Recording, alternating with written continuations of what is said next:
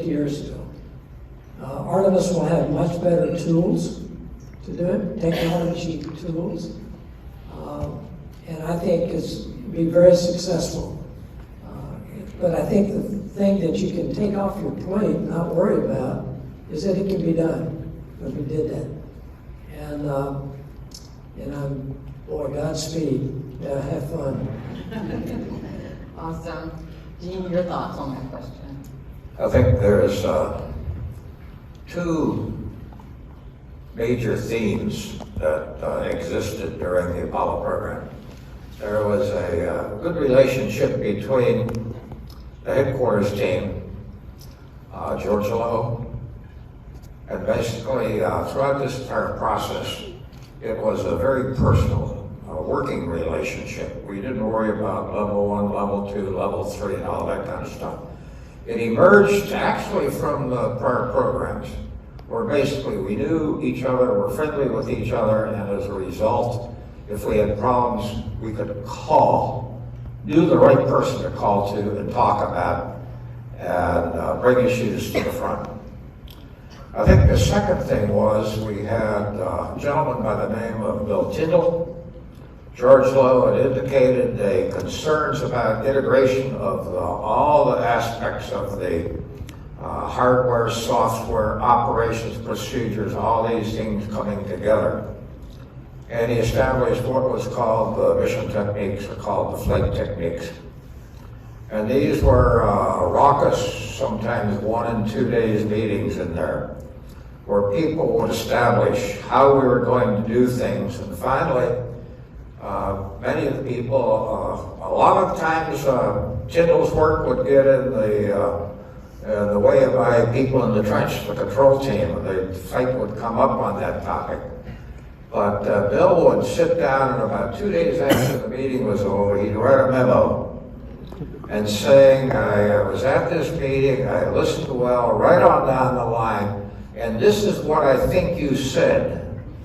And then he would write a 2 or 3 page memo that would lay out the direction that we should take. And I think the key thing is, I think the Artemis program, extremely complex, has to find the Bill Tyndall equivalent to put these pieces together.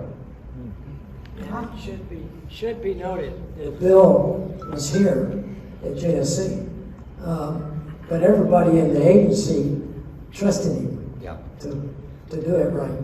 And boy, his tendograms, we call them tendograms. We were looking forward to getting the next one. Well, I think one also good thing is the minutes of the flight techniques meetings still exist. It's about that tall, about 3 inches. They were published by the people at Draper Labs. And as you move into this program, you might take a look about how this thing called Apollo came together, because there's a lot of good lessons there. Awesome. Start by saying I wasn't alive, so that's a good step in the right direction. I think first and foremost, I have to look back to when I was selected as an astronaut in 2009, which for some of you seems like a long time ago. For me, it seems like yesterday. And the day we showed up, these folks were involved in our training. They were our mentors. They were teaching us everything that we needed to think about. And they've been there by our sides every day since. We just had a great talk with Jack Schmidt this past weekend at a reunion. And that's the biggest thing to me, is that they really embody the lifelong commitment to human exploration, and they have never let their guard down.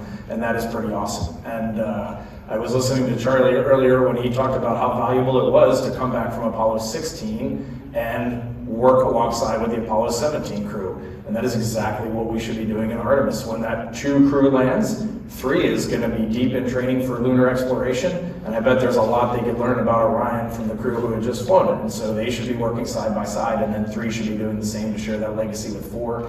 And then maybe in 30 years down the road, I can be sitting with the new class that we just hired and telling them about lunar geology. I think it sounds perfect. Mission control of the space program. We started off very early, I won't say ignorant, what I'd say hired hands. basically, many times we'd arrive in mission control without knowing each other. We had not developed what I'd say the relationships to truly become a team.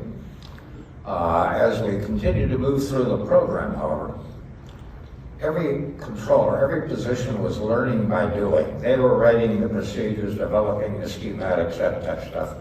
And they would exchange this with the other controllers. We developed the ability to work laterally and provide integrated solutions to the problems.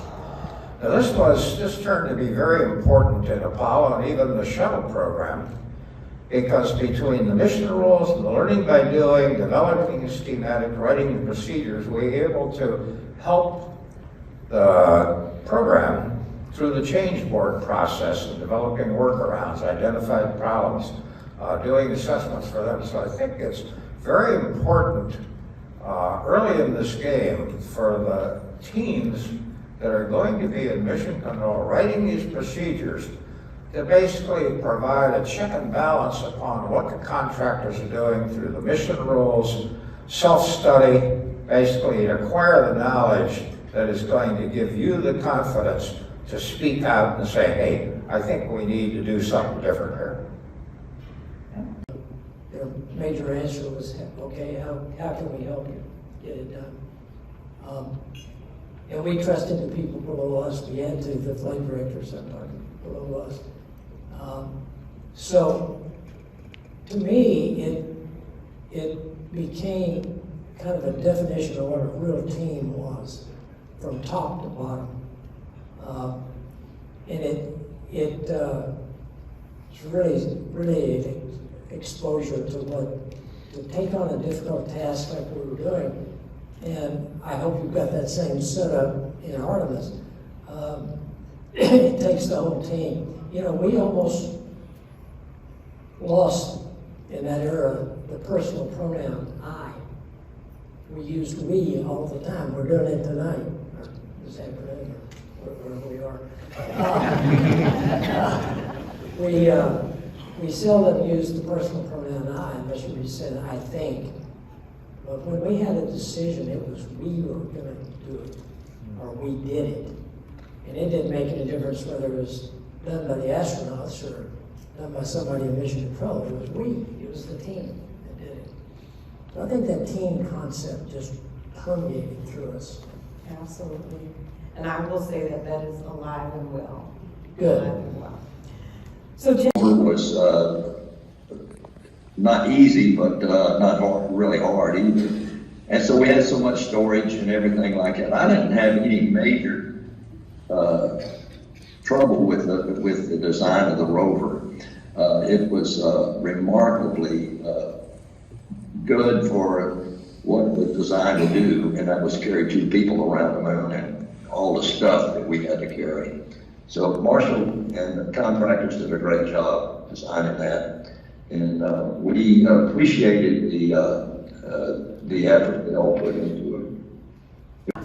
You like it, and if you do, then it would be a great path directly for hiring. But we also have a very talented contractor workforce as well, and they have internships. So we have Boeing, we have Lockheed Martin, we have KBR, we have Jacobs, and you know, a lot more. So that's where I would encourage that you explore that, is to reach out to the pathways and look up pathways intern. We also have several internship opportunities as well that we also bring in.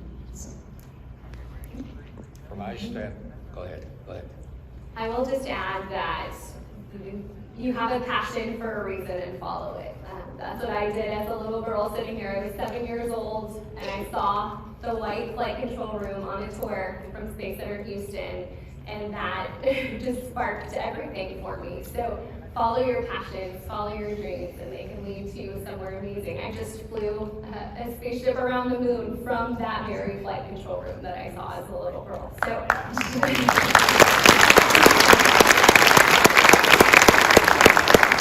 I think from Testing, there we go. Generally, when I talk to the young people, I give a few words: dream, aim high, and never surrender. And I think the key thing is, no matter what you're doing in life, schooling right or down the line, you're going to run into bottlenecks, you're going to run into times when you are just tempted to just quit right on down the line. And I think the key thing is to continue growing.